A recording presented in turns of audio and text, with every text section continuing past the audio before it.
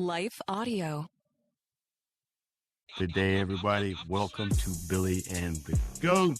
Our show is all about overcoming life's challenges, overcoming adversity. Today, I have the honor and privilege to interview, have a conversation with my cousin, David Wall Rice. David, welcome to the show. Thank you. It's a pleasure to be here, to be in conversation with you as always.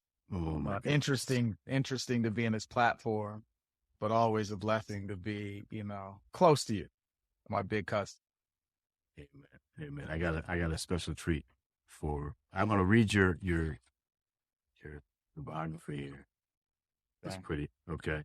David Wall Rice is professor of psychology at Morehouse College and principal investigator of the Identity, Art, and Democracy Lab. The lab is a research space that explores expressions of identity balance through engagement, the exploration of varied contexts and personal narratives. It is a strengths-based lab that works to understand and to elicit behavioral bests. David graduated from Morehouse with a Bachelor of Arts degree in psychology and earned a doctorate in personality psychology from Howard University, with a master's degree in journalism from Columbia University and postdoctoral study at Teachers College, Columbia University. David frequently applies his research to cultural criticism and to social impact programming. He has worked with companies including the Coca-Cola Company, the NFL, Polo by Ralph Lauren, we'll talk about that, Bill and Melinda Gates Foundation, and has provided commentary for C-SPAN, NPR, CBS News, CNN, MSNBC, and his writing and opinion have appeared in the Washington Post, Vibe Magazine, the Los Angeles Times, and the New York Times Magazine. Among other media outlets, David's writing is also represented in the Cornell Hip Hop Collection as part of the Adler Hip Hop Archive. Hey friend, do you ever feel like the busyness of life makes it hard to slow down and truly connect with Jesus? Do your priorities and passions feel jumbled and out of whack? Then join me this summer on my podcast, How to Study the Bible, as we dive into Spiritual Rhythms, a 6-week series that will lead us through 6 spiritual rhythms to help us slow down and make space for Jesus in the busyness of everyday life. To guide us, I've put together a free downloadable 6-week study available at NicoleEunice.com/spiritual practices. The study will walk us through God's Word as we learn to embrace daily practices that draw us closer to Jesus. Each week on the podcast, we'll walk through one spiritual rhythm that helps us discover how to spend intentional time with God, align our passions and balance our priorities, and make time and space for restfulness and celebration. Download Spiritual Rhythms for free today at NicoleEunice.com/spiritual practices, and I'll see you on How to Study the Bible. The Historical Jesus Podcast is the sweeping saga of the life and times of Galilean Jesus of Nazareth, as well as the faith, religion, and church founded to honor and disseminate his acts and teachings. Join me, Mark Vinette, on this fascinating journey through time, exploring the many great works of Christian theology, literature, architecture, music, and art inspired by the words and deeds of Jesus Christ. My cousin, you've been busy. Yeah, a little bit. A little bit. Just fun stuff. Just slightly. Tell me more about the lab. Tell me about what's the lab about? The lab is a space, it's like, essentially it's a playground, right? So it's a playground for ideas. And it really is very much an extension of fundamental curiosities that I had growing up on how to be. And so, the instruction and the direction and the mentoring I got within the discipline of psychology has always been rooted in looking at positives. And that's something that's not typically done with respect to Black folk in general.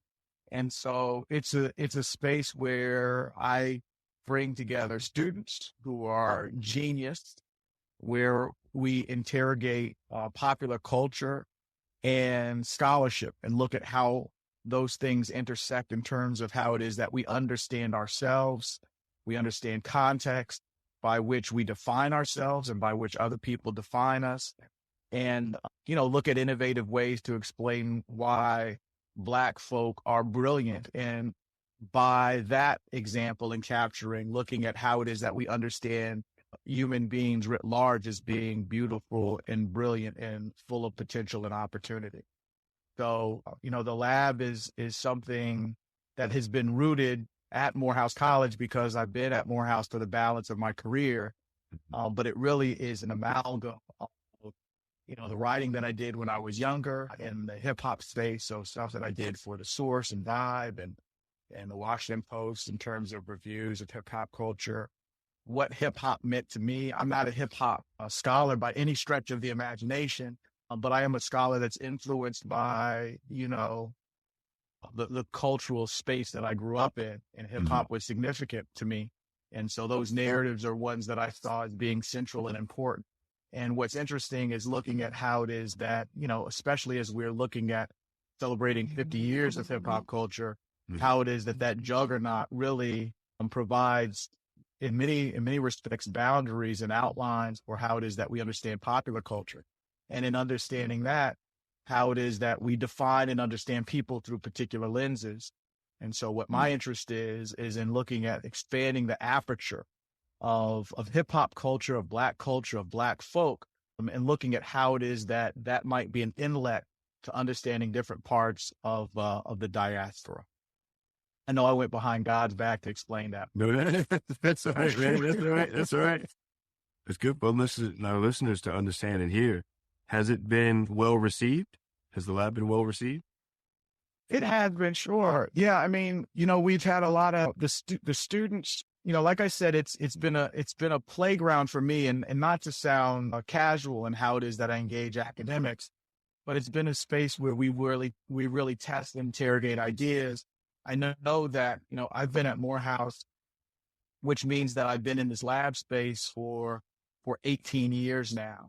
And there have been peaks and valleys in terms of what the lab has looked like. When I first got there, I had a good number of students who were part of the lab.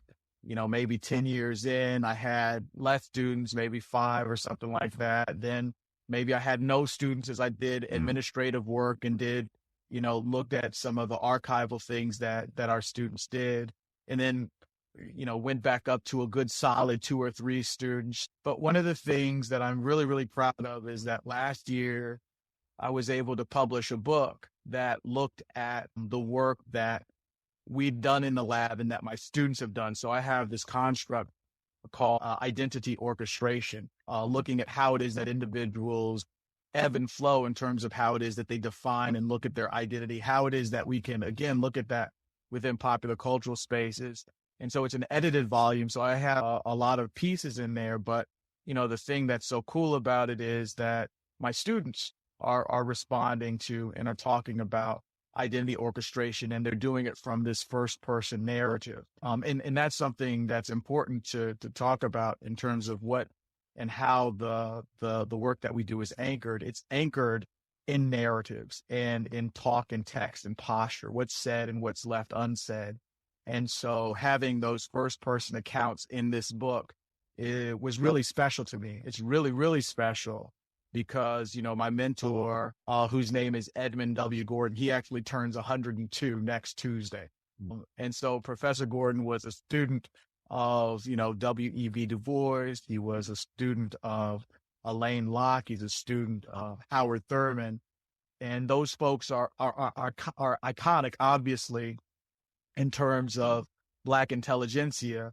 And so he's where he went to Howard University, and, through training that I had at Howard with A. Wade Boykin, who's a phenomenal thinker in the psychological space, I was connected to Professor, and Professor wrote the foreword for the book. And, I have, my son, Biko, wrote the afterword to the book. Oh, wow. My dissertation advisor contributed to the book.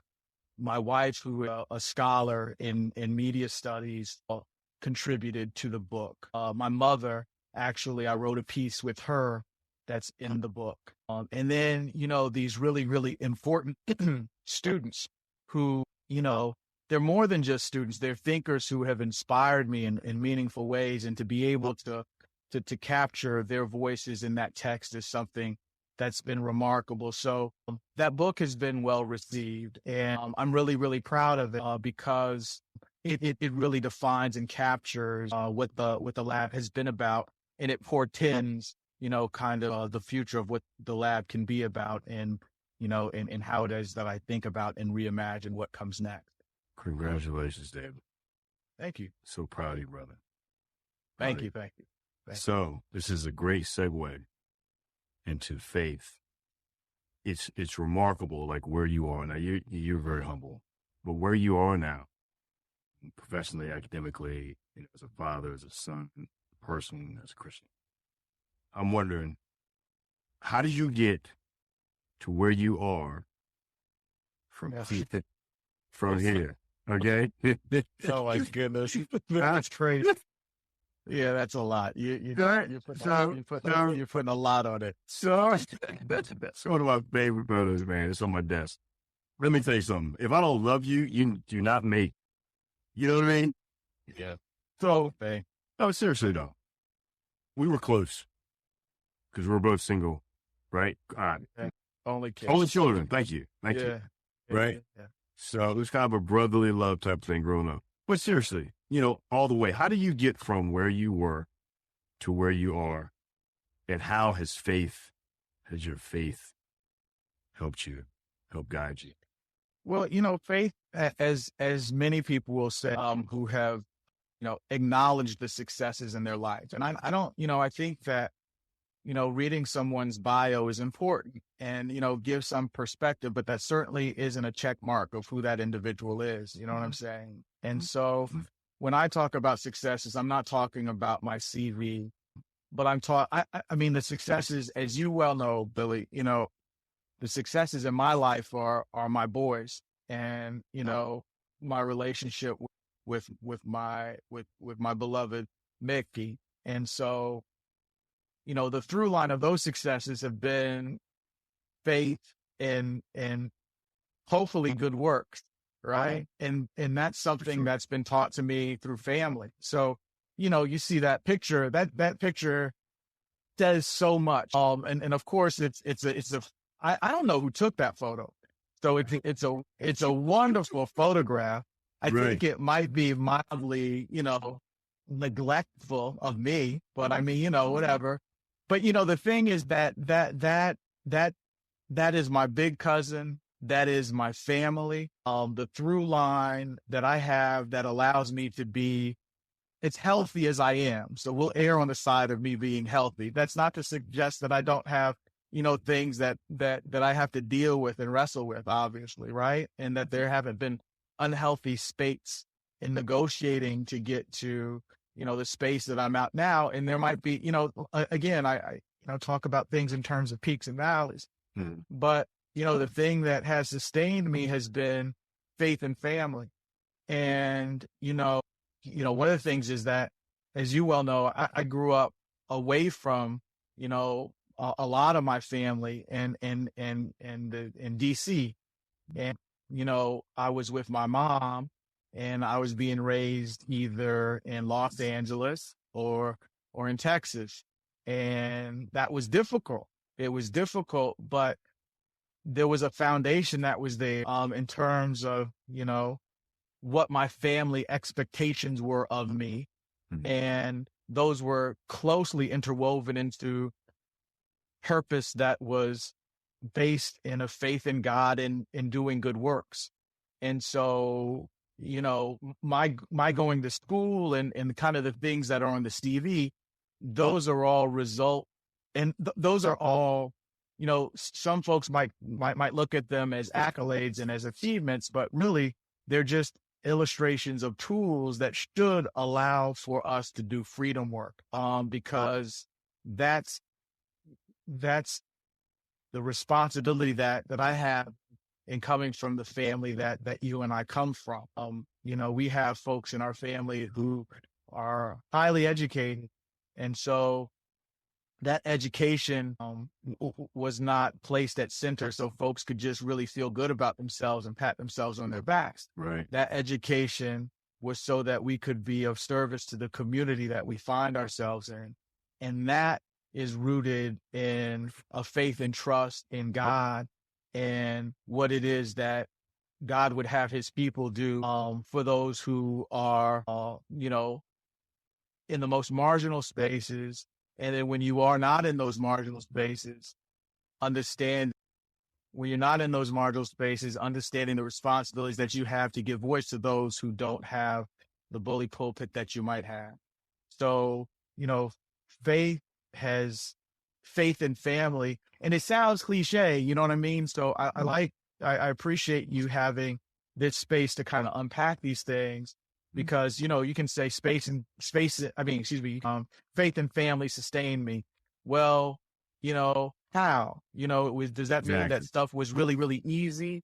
No, it means, it means that through those things that were not easy, you were able to lean into people that knew who you were about and what it is that you needed to live up to.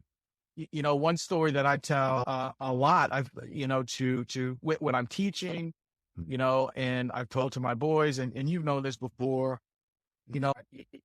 you were always kind of that gold standard for being a young Black male, right? And so when I came to DC to be around you, and I remember one particular time you were taking me to the movies, and I was just cursing and doing all this kind of stuff, really just posturing, trying to be cool.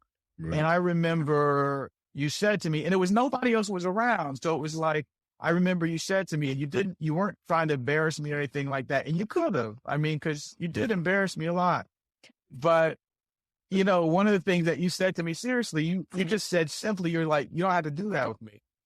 And I get chills thinking about that right now, because it showed a type of maturity that you had and a type of loving kindness that you had as well. And you didn't play me out. You weren't like, dude, you're a sucker. And, what are you talking about? Why are you cursing? Why? You didn't even do all that. You were like, you don't have to do that with me. And my thing was, if I didn't have to do that with you, the posturing, then I didn't have to do that with anybody else. You know what I mean? And I think that that's the type of example that I had from my family. Look, man, when I was in high school, I made horrible grades. Horrible grades. I looked at my transcript like maybe a year and a half ago, and, F's, I had to repeat courses. I was disciplined heavily in school, but it was, and I've written this before, it was almost my parents' fault, because, as long as I was okay in my parents' eyes, what anybody else said didn't matter. It wasn't like my folks were like, look, just, you don't have to achieve in school. It was like, look, you got to lock in. Obviously you're smart. Anybody who talks to you knows that you have the tools to do well in school. You're going to have to do well in school eventually. So if you're not going to do it now, there's going to be a price to pay. You know what I mean? And you're going to be able to pay the price. So my family never hung me out there. But they always knew the context that I was operating in. So in Texas, it was like super racist, where I got in fights all the time. People were calling me nigga. And I was, right. I was fighting all of the time, Mm-hmm. And I'd love to say I was fighting and I was handling everybody. Now I had my good share of wins, but I took L's, you know what I mean? Yeah. But my family, my mom and my dad, and even though my folks were divorced and all that kind of stuff, my dad was always there. One of the things that I said is that, my father wasn't there the way that I wanted him to be. You know what I'm saying? Mm-hmm. But he was always there the way that I needed for him to be. And I didn't realize that until I got older. You know what I mean? Mm-hmm. Because he was never absent. And he and my mother always had this really, really great friendship. And they always had each other's backs. There was never me talking on the phone to my dad, ratting my mom out about something and then, playing one side against the other. They were like, what are you, crazy? You know what I mean? Yeah, I only did it one time. Once. Yeah. they were like, there's no sense of that. So, the thing for me is I had that support from you. So, I that example that I gave there, that really was what I got from other family members as well. So even though I might not have done well academically in school, there was always an awareness that I had the capacity. And so when ways were made for me to go to Morehouse, I made sure that I didn't take for granted or try not to be profane in how I explained it now. I did not take advantage of that opportunity, But even then, I really, coasted on my ability to I can write. So I know I can write. So I did that and all that kind of stuff.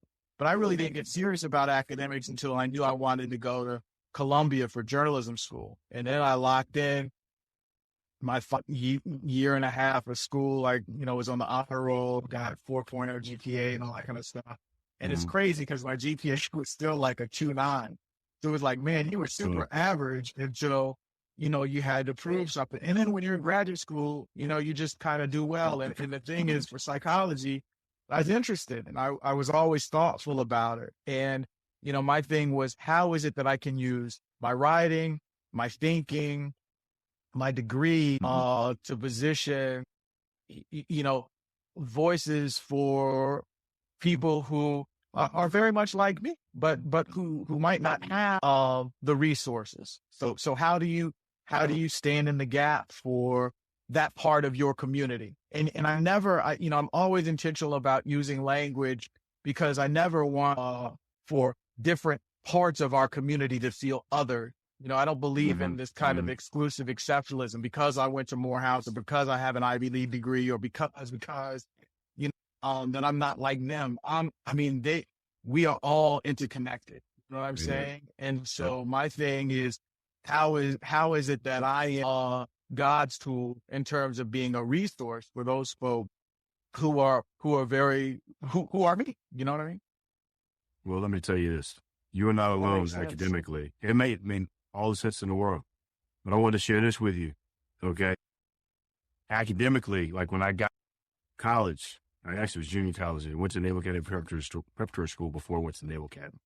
I had a 1.4 the first semester, and then halfway, it was trimesters. The first trimester, I had a 1.4. Halfway through the second trimester, I had a 1.4. And I went to an academic board, and they said, you're out.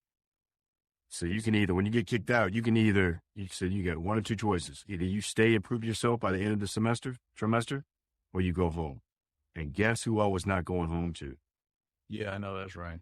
And Jean. No. Yeah. So I figured it out. So let me ask you this. Sure. Who was there a go-to growing up? When you kid, teenager, young adult, and you got into some stuff. I know you had your faith, and I don't know how early your faith journey began. I was always early. I mean, I was in church since I'm a little guy. Grace United Methodist Church. When when I moved from Los Angeles to Texas, our family was a founder of Grace United Methodist Church. And so I was in the choir. I think I was the president of like the youth group, if not the vice president or something like that. But that's where I was close and where I came up with other kids who were like-minded. You know what I mean? So I was I was a church kid for some time, and of course both of our mothers are ministers, as Jean would say, close to the cross. So that's always been there. But when you got in your head about stuff, problem, who'd you go to? Mom? Because of Brenda? Yeah, man. It sounds corny. Yeah, I mean, it was my mom. I could always count on her. You know what I mean? So, and the thing was, I wasn't fearful of any kind of judgment because, the fundamental is that I was well loved and that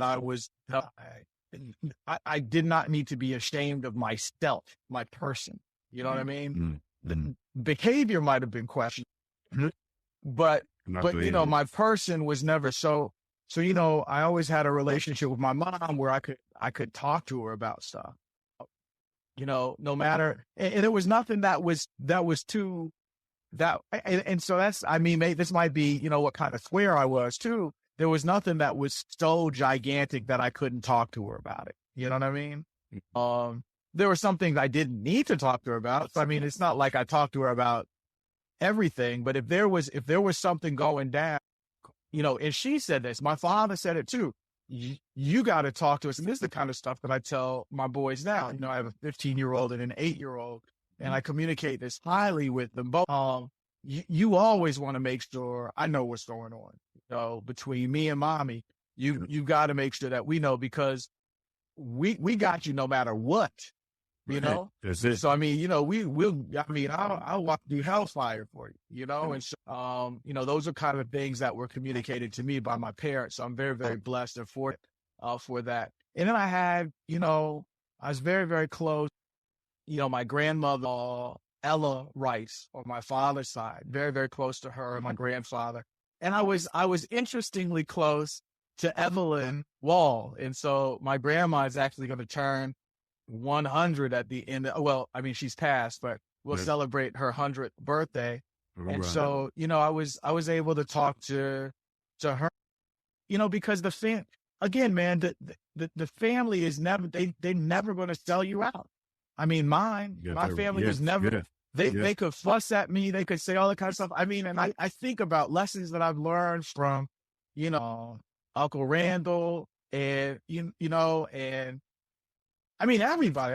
I can think, Anike, was at Spelman when I was at Morehouse, and, Jabari actually it was very, very interesting because Jabari was actually at Howard when I was in graduate school. So I would see him in the library and stuff like that. And there was always this kind of, this interconnectedness of accountability. You know what I mean? And so, with Anike, the thing I hated is that Anike is a little older and I wanted her to be there. She has some bad friends, boy, I tell you what. Anyway, and I really wanted her, but she like looked out, you know what I mean? She was like, my baby cousin, come over here. What's going on? Blah, blah, blah. Do I need to put $5 in your pocket? All that kind of stuff. And then it was like, you're not going to be like that. Why are you hanging out with it? There was always that kind of check. And so, if I couldn't go to my mom about something, that through line of familial accountability was able to be found somewhere else. So, I wasn't, when I come to the summers and stay with Jeannie and whatever summer programs she had, me associated with and stuff like that, there was going to be no nonsense. And she loved me hard, but she loved me. When I was with Randall at Trans Africa, he loved me hard, but he loved me. And it was all about accountability, with Max. It was the same type of thing with Jewel, you know what I mean? And those were the folks who were with Randy, you know what I mean? And with Scotty. And so again, it was all of this. Yeah, well, you're going to do that. These were all folks who were, for me, they were my family, but they were also tremendous role models. And there were people that I could look to in certain effects to look up to. Right. So, I remember Randy being at your graduation from Landon, and, him saying, that's what you want to be like. You want to graduate like your country. I remember him having that conversation with me. I could hear him saying that. I could hear him because he would always talk. He was a coach or something. Yeah. He's scared, and he scared the hell out of her. She was like, you want to be like that. I hear you doing this in school right now. You need to be like, and I was like, God, dog, okay. Okay. I'm good. Because I don't want to answer. Whatever knuckleheads might have been giving me a hard time, in school or whatever, administrators or anything like that, whatever, I could bear that. I could not bear disappointing or not living up to, not the image, because I want to be very, very clear, not the image of folks in our family, but accountability and expectations that our family had. You didn't want to let folks down on that. Because I could be a carpenter. Jesus was a carpenter. You know what I'm saying? Yeah, it. But it was like, how are you going to make sure that you're building for people who are, less fortunate than you? You know what I mean? So for me, it was as long as I could is I could always go to my mom, and I always knew that through line of family was there to help me be accountable in my, in my, I don't want to sound melodramatic. I was going to say in my darkest times, but in those times where I wasn't, feeling fully who I was, I could lean into family, and it might have taken something, I might have felt like I need to do this myself and all this kind of jazz, but invariably, family and faith are the folks that held me up. Is life feeling chaotic? I get it. I'm Rachel Wojo, host of the Untangling Life podcast. Don't miss the passionate encouragement and faith-based resources you need to help you clear your head and calm your heart. As Shell says, it feels like Rachel always knows what I need to hear. She keeps it real and is so humble. Her podcast is just the cherry on top. Enjoy Untangling Life with Rachel Wojo on lifeaudio.com or your favorite podcast app now. That's it. Segue. You mentioned have you heard this before?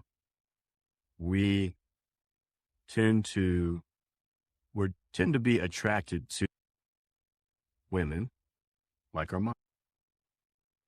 Would you agree? Because you know what I want to talk about. Yeah.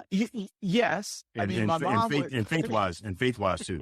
How about you two? For you? Yes. Yeah. I was going to say, my mom would say, of course, Mikki is beautiful and she's so sweet and all that kind of. So my mom would say, you better. Right. But yeah, the thing is that, the thing that I knew about my mom and was that she was good and she was right. You know what I mean? She was a good and right person. And I think that, the examples of my mother and my grandma certainly and who it is that, I'd spend the rest of my life with. So, Mikki, in terms of Mikki might be demonstratively the kindest person I've ever met. Right. And I used to think that I'd always kind of held my grandmother in that regard. But I saw her go off once. I was like, yo. It's like, but that's not to say, anything disparaging about my grandmother, anything like that. But, she's a beautiful, and I'm very blessed that, quite honestly, she puts up with me, and that we're able to negotiate a life together. But that stuff's not easy. You know what I mean? Because we are both very independent. We both have ideas of how it is that we need to do right in the world, and that demands time and focus that is not always in one another's space. And so, kind of negotiating that and giving one another, that's challenging. Mick and I we just celebrated. This is just great. Yeah, keep looking. You better not get the number wrong. So 19, we just celebrated 19 years of being married. And we were together 10 years ahead of that. So, Mikki and I have been together for 29 years. So 29 years does not come without work and effort. And Mikki is the type of beautiful that is committed to that work with me. Congratulations. And I hope I demonstrate, as I mature and grow even more, that I am committed to the work that she is attached herself to as well. Well, a big part of that success, I'm sure you agree, that you have to be equally yoked. Right? And you are. Clearly she's in charge, which I like to tease you about that, man. No, yeah. I don't deny it. Mikki, the thing about Mick, I can imagine what I would be like if Mikki were not in my life. And that would a much smaller person. And I don't mean that in terms of I don't mean that in terms I don't know, insignificant or petty. I don't mean it in that way. But I mean, the thing that me affords me an opportunity to take chances outside of my comfort, you know? And so that's what she affords me, you know, she kind of pushes me. And so having that person who demonstrates that confidence in you and kind of pushing you forward and and holding you up, that's a big deal. And I think that, you know, those things aren't often articulated and said, you know what I mean? But in thinking about her, she's a great, she's a great, you know, wife, but she's just a fantastic and beautiful and unparalleled person. You know, having somebody like that, you get to call when you feel like, yo, this stuff doesn't seem to be clicking the way it is. No matter what, whether it's at work or whether, you know, it's on, you know, a workout that your cousin has you do where you're like, God, dog, I thought I was strong.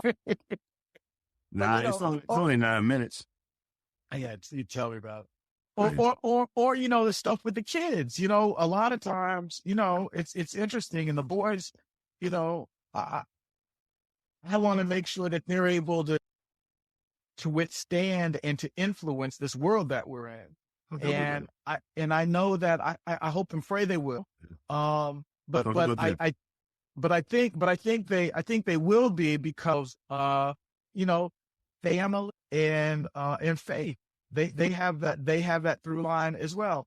And Mikki's family is phenomenal. You know, one of the things that I wanted, because I grew up away from family, is I wanted to be attached to family in a meaningful way.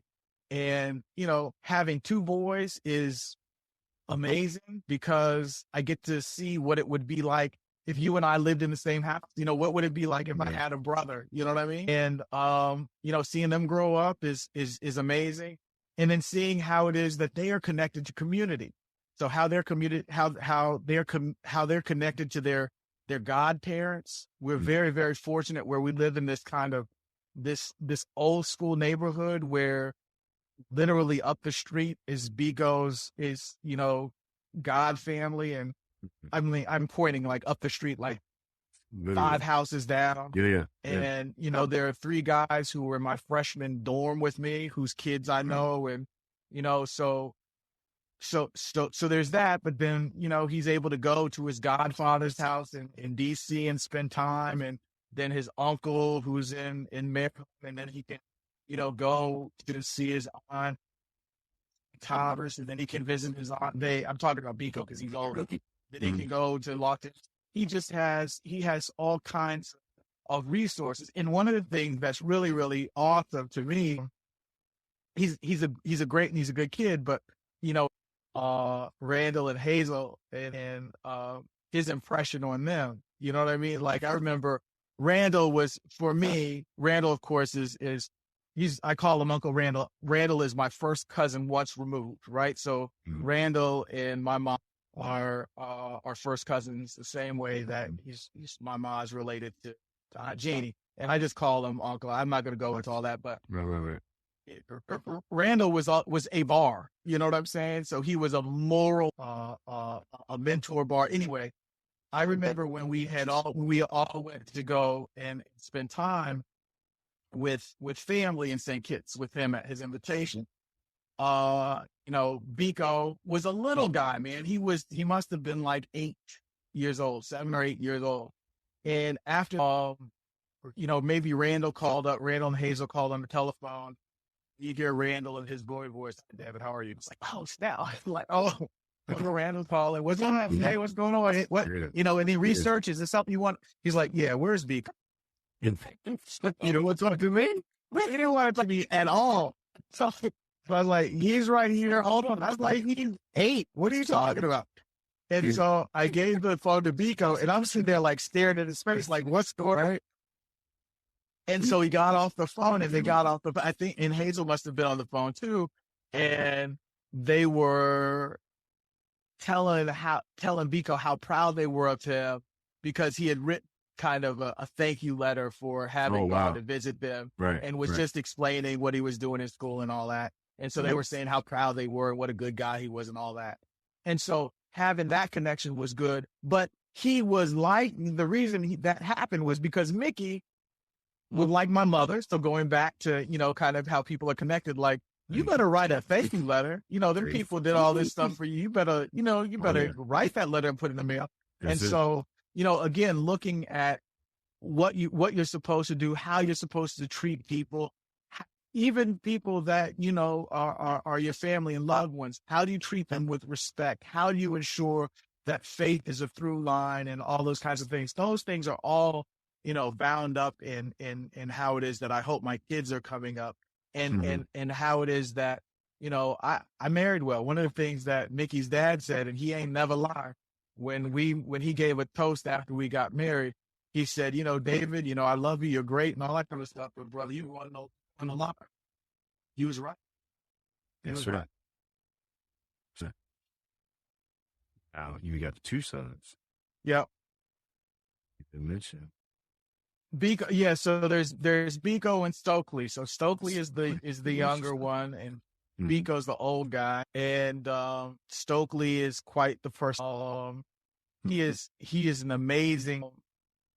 One of the things that was interesting around COVID was, that was a difficult time, obviously, for everyone.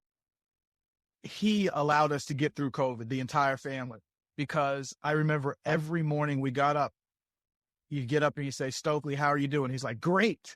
This is the best day ever. That's how he woke up every morning for 2 years, nonstop. And he meant it. It wasn't shit. He wasn't pretending. Right. But beyond that, he's just a great mind. He's really creative thing. And, I think about Biko. I've written about them before, and, Biko, more subversively resistant. And so you could say something to Biko, he'd be like, all right. And he'd go and just write his protest, turn his protest in, and just walk out. Right. And they'd be like, dog, I thought he was part of the program. And it was like, and Stokely is more in your face. So if they say, this is what's going on, Stokely would be like, that's not what's going on. I don't believe in that. Explain that to me. And it's very, very interesting how at a young age, I'm sure because of the vocabulary that Biko had, Stokely is one who's authority. Biko has always been one who is about doing the right. And Biko doesn't do a lot of explaining around how it is that something is wrong. He just says, this isn't right. And will explain why it is that, he's pushing against this wrong. What Stokely will do is he'll say, this is the wrong thing. Why would you even do this? This is crazy. Don't you understand A, B, and C? Mm-hmm. So looking at them as brothers is really, really interesting in terms of, have the capacity to have impact. And how it is that I've seen Biko have impact, and how it is that it's interesting looking at growing up, the thing that I say with respect to him, and in understanding how it is that Black boys in particular are embraced or who are maligned. The educational system of the United States of America is, making sure that he is not broken, right? Making sure that his spirit is not broken. And that's a test, because, you got to make sure he's respectful. You know what I'm saying? You got to make sure you can't go acting crazy. Yeah. Sure. And so, how is it that you do that and, afford latitude, but also make sure that you have the contexts that are around him in check, so that you can't say that to him. I'll take care of that stuff, but he's asking the right question. You know what I mean? Right. Or, we certainly can they're great souls that I'm fortunate to be some influence in shepherding through their young years. Well, clearly both of them, it's a nice cross section of the mama and the daddy. Because as you're describing both of them, Mikki. Yeah. All the good stuff I really attribute to her. The patience, the kindness. They're both so we're blessed. We're You're very, doing very well, blessed. man. Very, God bless you. thank you. Yeah, You and Stokely are pretty busy. Excuse me. You and Mikki are pretty busy.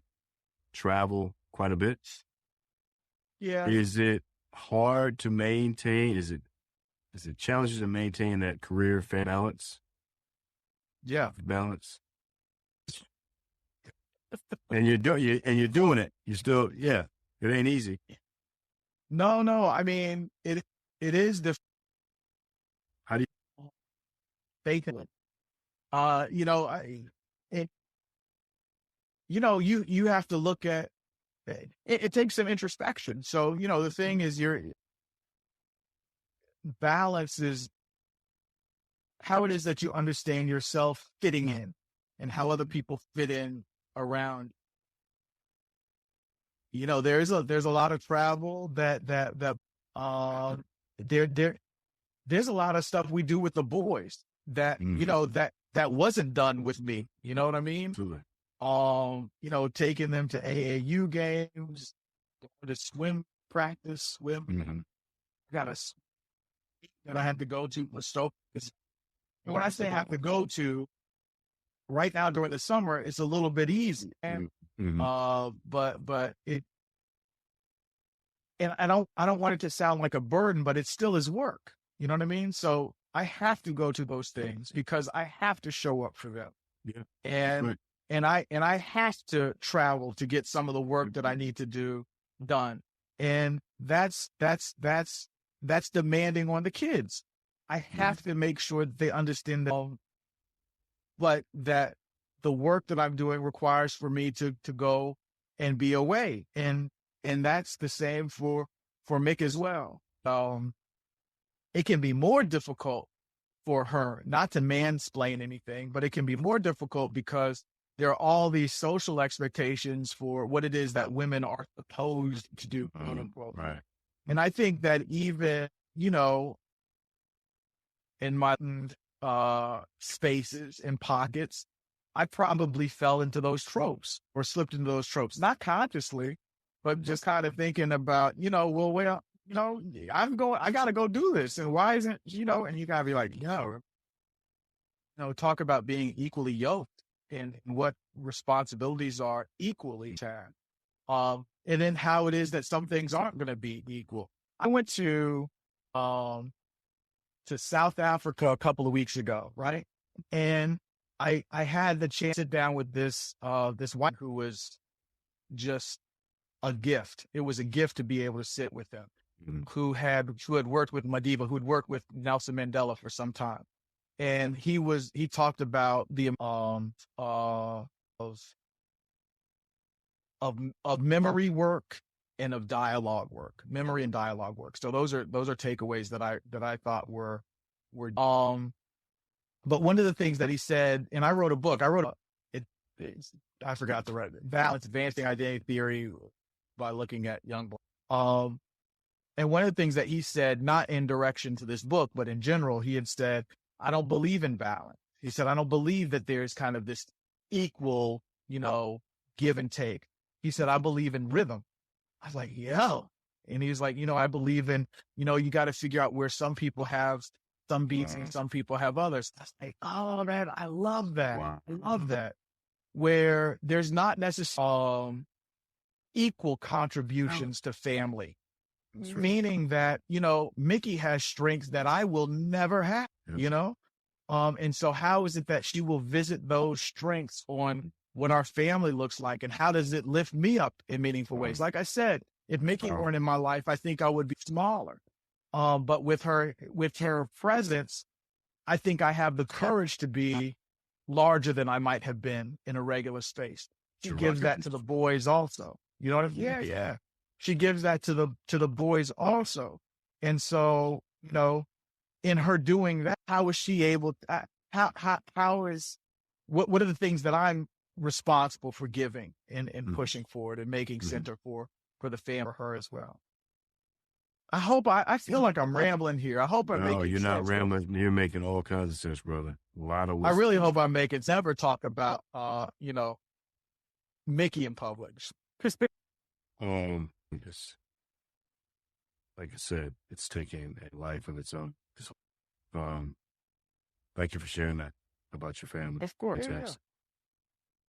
Going outside the family, you've had a number of, as I read earlier, Coca-Cola Company, NFL, Ralph Lauren, which was you want to talk about that? That's fascinating, man.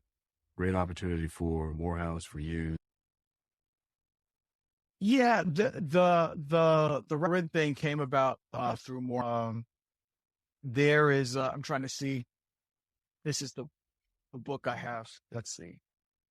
There is the Ralph Lauren campaign is a campaign because there is a guy named James Jeter who graduated from Morehouse College. This is like the book, like a book of the campaign. James Jeter is a guy who graduated from Morehouse College. Teach him, and this convening at Morehouse called Crown Forum, and Crown Forum is essentially an evolution of chapel after college.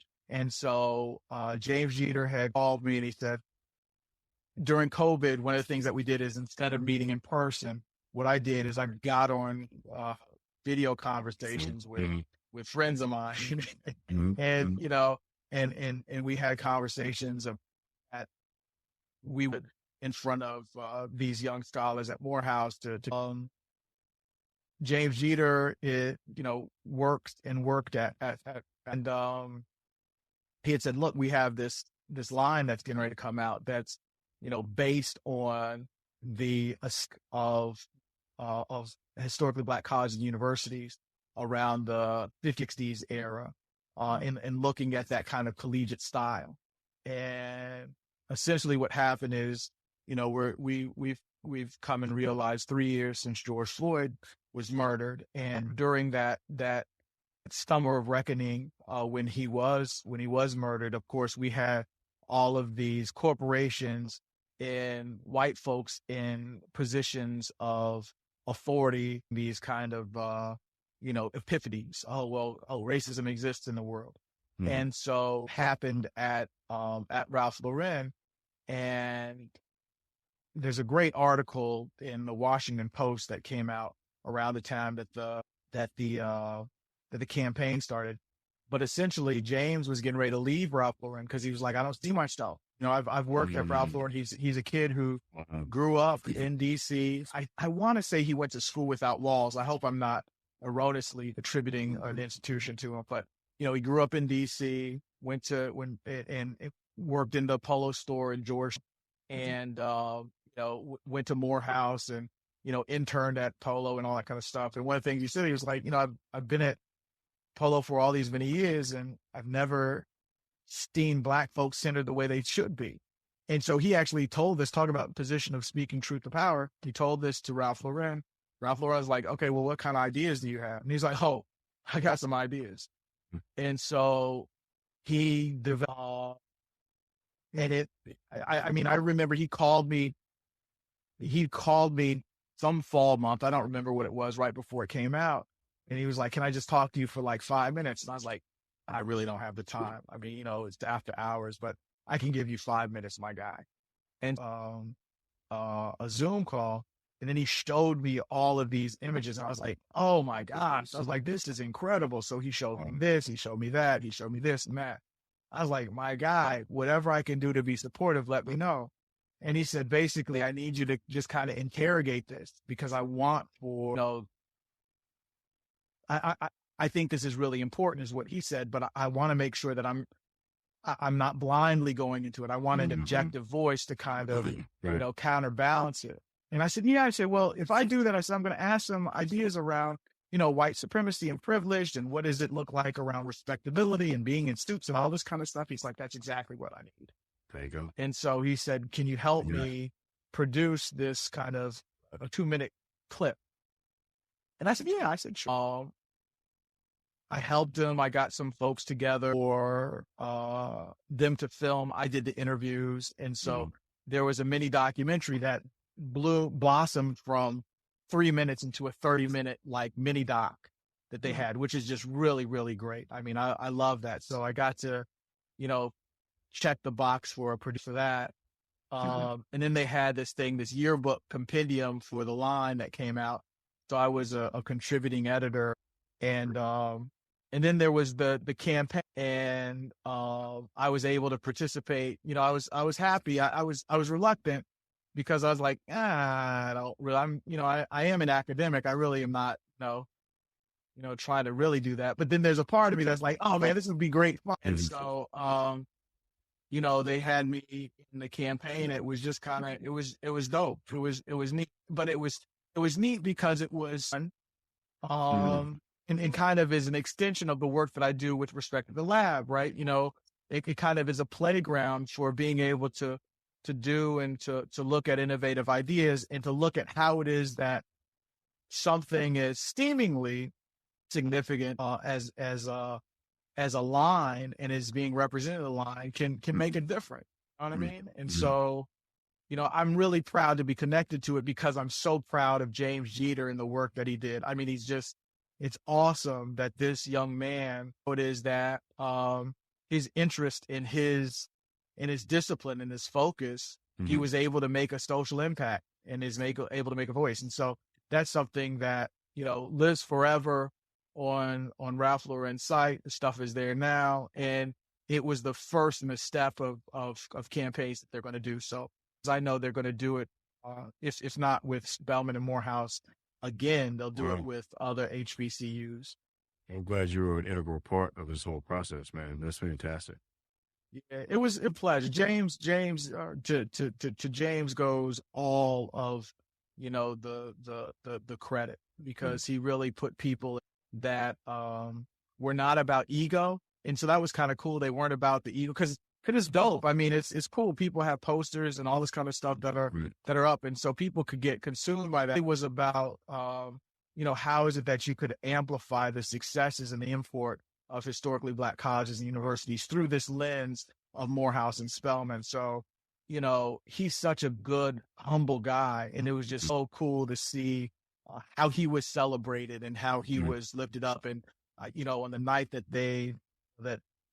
we did this thing in New York, and it was just a blessing to be able to meet his mom and his sister and to see how it is that he was really anchored. So he served for me as a role model. I mean, even though he's a younger cat, looking at the work that he does and how he moves in the world, it's really dope. And to be a homeboy for him to be from DC was really kind of cool to be able to look at also. Absolutely. We're going to wrap up in a minute, but I want a couple things I want you to. I see you over there writing notes and stuff. I know you. One is your experience. Has your experience with the NFL been impactful? And two, what nuggets would you share with our audience to help them navigate? So NFL work has started at Morehouse. We had to do some trainings with athletes, and so that was consequent of Kaepernick having taken a knee. They had folks come to the college, and I was fortunate to be in the room to talk about how we should do could do some trainings through the college. So we've been able to do that, and that's been impactful and cool and really interesting to look at how it is that athletes do use their platforms. I think that so often, folks kind of skate over it and say they make so much money in this, that, and the third. But if you look at how athletes do use their platform, good works, I've been able to see athletes doing really rewarding and instructional for me in my work and how it is that I want to make sure that you to impact, hopefully. So it's been good. The nuggets that I would encourage folks to take away here, if anybody's listening to you, Billy, I think that you know what I mean? One of the things that you've always been is a really person. You've been a reflection of the best parts of the people who I think come into your life in your coaching, in your Billy bodying. I think that essentially what we're talking in the novel Of course, I think what we're really talking about is what your ministry is. And so your ministry is one that where they're at, and a critical base of where they're at in terms of their physicality and how they feel comfortable. And what it is that their body can do for them in a moment that allows for them to open up and be reified in different other ways. So the thing I would encourage to do is to trust a process, right? That centers your best self and that considers the beautiful person that you are. I think that anything less than that needs to be really held up. I mean, I think that so often, the expectation and what society suggests to us is that we need to look at where it is that there are wrongs in our space and in what we're doing. But I'm really, really interested and think it's much more important to look at what's going right and how is it that even in wrong spaces, you can be made stronger and more whole through the lesson. Absolutely. One of the things that was said to me a long time ago, this is from a business person. They were like, look, such a high percent of businesses fail just straight up and down. Mm-hmm. You don't look at, and this is what they were telling me as I was talking about assets. They were like, oh, okay, I understand because I'm a business person. So, most businesses fail, right? Mm-hmm. But I don't study the failed businesses. I need to know about it, right? But I don't study the failed businesses. I study the success models and figure out how it is that we can innovate around successes. And so I think that, one of the things that I hope take away from you, from your ministry, from your messaging, and perhaps what folks can lean into in their lives are, what are the blessings that they have? What are the strengths that they have? And what is the genius and the brilliance that they have? What's the list that they have? And how do they amplify that? And how do they scale it in such a way to where they're not only happy themselves, but they can serve as beacon for other people? Man, I'm so proud of you. Thanks. Yeah. Proud of you. You're so humble. But I appreciate you taking the time today to talk about all you've done, all that you're doing, your family. Fantastic, cousin. Thank you. I love you. I wouldn't have spent this much time talking this deep without you. Allow me to take a moment to thank the team at Life Audio for their partnership with us on the podcast. If you go to lifeaudio.com, you will find dozens other faith-centered podcasts in their network. They've got shows about prayer, Bible study, parenting, and much, much more. Scripture and brain science agree. Meditating on God's Word transforms us and reduces stress in our lives. I'm Jody Nisnik, host of So Much More, Creating Space for God, a scripture meditation podcast. And each week I give you space to hear God's Word, listen to the Spirit, and pray about what's on your heart. And then we have a thoughtful conversation with guests to help us go deeper. Listen and subscribe at lifeaudio.com.